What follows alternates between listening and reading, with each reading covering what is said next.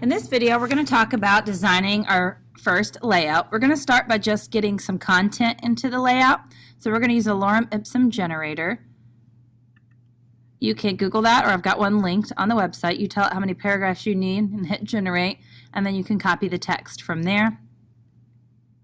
And we'll just use this as placeholder text to kind of give clients an idea of what our site is going to look like. If you're having trouble deciding what to put in your site and where, perhaps go to freecss.com and look at some templates to get ideas. So here's their first column. Looks like they have a heading 1, a paragraph, and then a hyperlink. Here they've got 3 columns. Looks like they have a heading 1, some smaller headings, and some paragraphs in the 3 columns. Images with some little headings and paragraphs below them.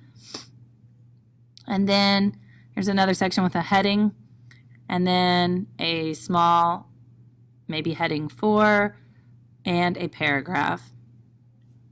So you can get some ideas. You could even do a background image and then put headings and paragraphs over it.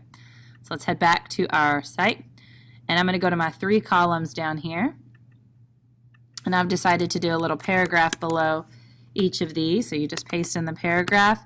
If you've got too much text, you can always remove it. Remove a little bit. So I'm going to remove maybe that second sentence. Copy that, and I'll paste it to the other 3 columns.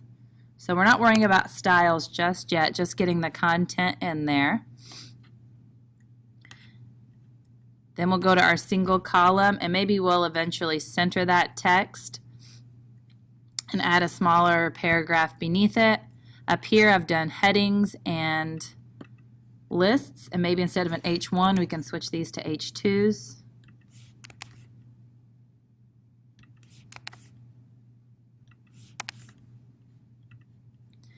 And maybe for our main heading I'll add in another paragraph there.